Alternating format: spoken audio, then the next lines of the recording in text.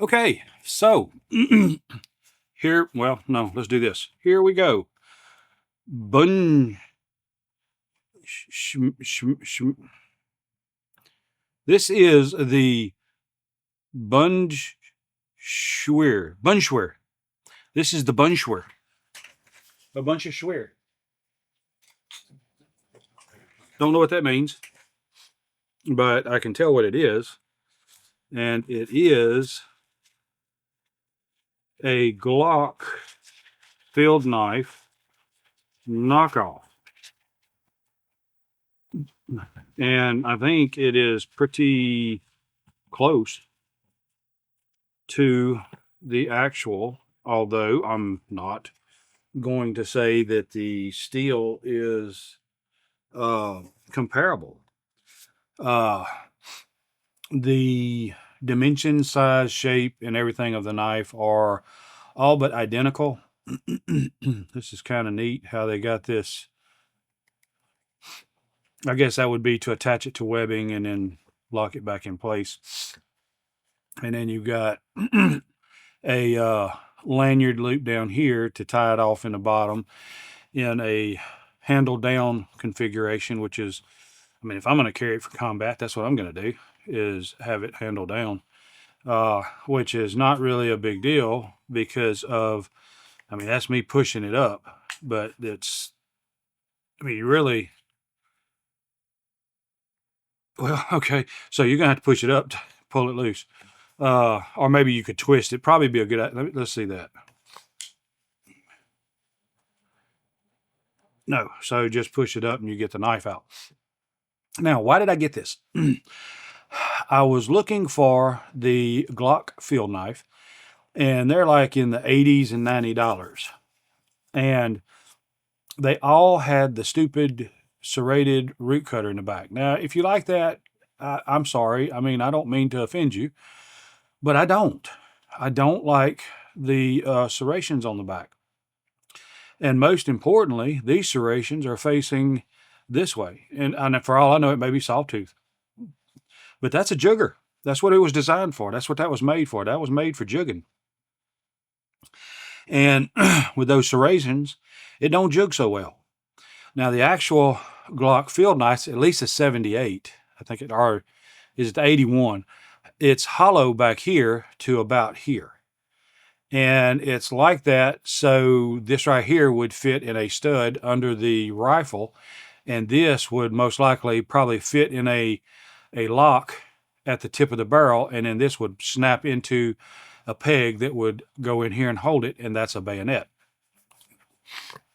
Typically, these thinner blades do not tend to be this long because, I mean, I can explain to you why it needs to be that long for its intended purpose, but we're not going to get into that. Although this knife is perfectly suited for those types of things. You know, most places it's probably not even legal to own. I'm in the South, so they don't care what you have as long as you pay your government extortion fee. You can own just about anything you want down here legally. So it's my understanding that all of the Glock knife models, the hilt ends about here. So it gives this room for a hollow down here. Now this would be the equivalent, I think, of the Glock 78 field knife, which I finally found one for around 40 something dollars, and it make offer on eBay, and I may try to get it just for comparison with this one. But I mean, this one's pretty doggone good. I mean, I don't know for its intended purpose what the huge difference is going to be.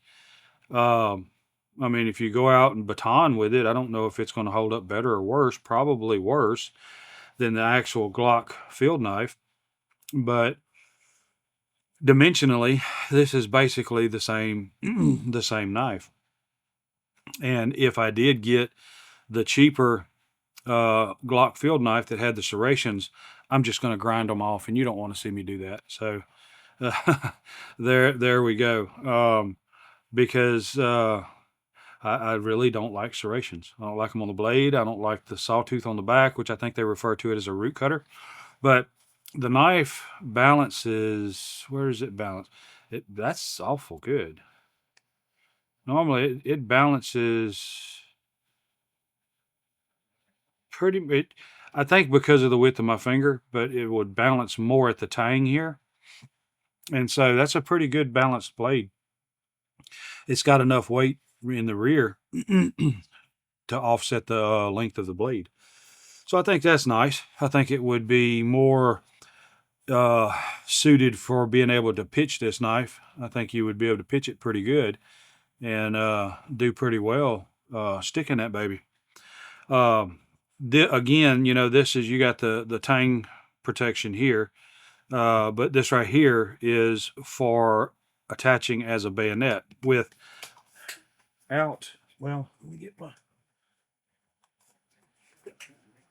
I'm gonna have to find a home for that stuff that keeps getting knocked off.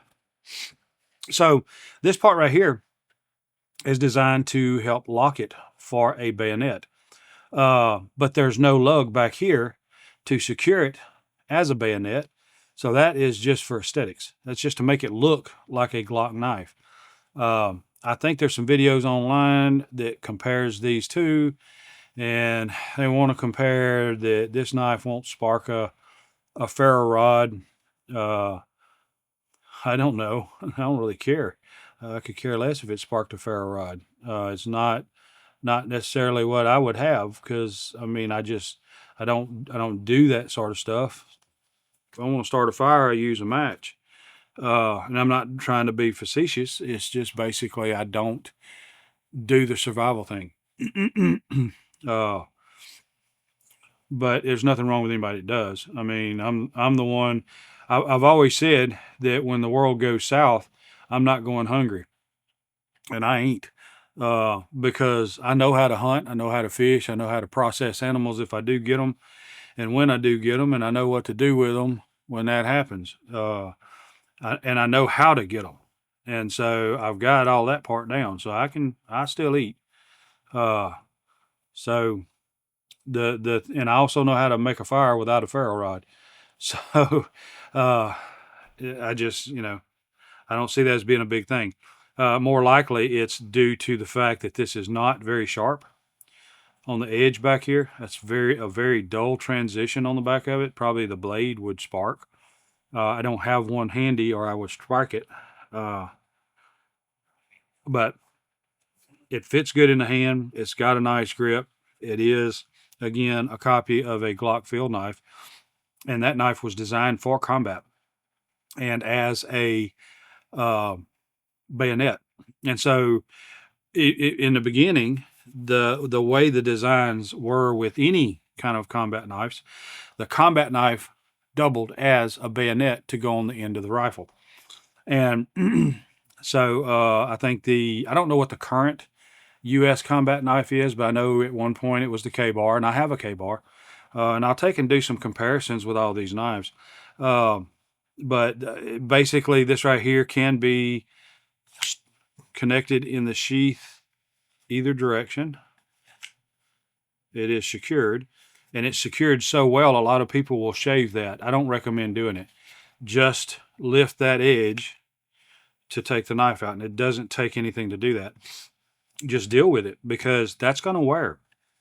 And I would be willing to bet that Glock's uh, sheath is probably some type of polymer, the same thing their Glock pistols are made out of, same thing the handle's probably made out of. And this being a cheaper knockoff, which, I mean, this was like $20 versus $10 more from what they used to sell the original Glocks for, field knives. So this is probably a cheaper plastic or something like that. So it's going to wear. I wouldn't recommend adjusting that notch for that reason.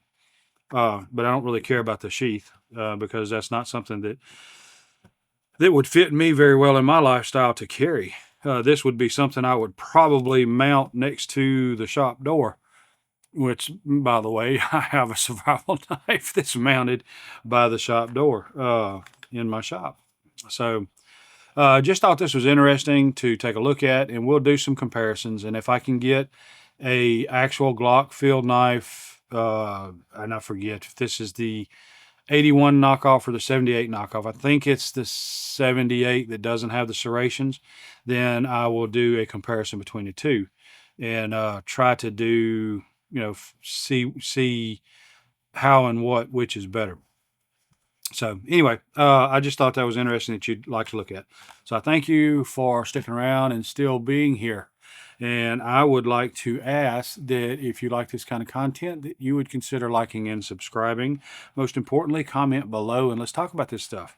Let me know what you've got, what you found out about it.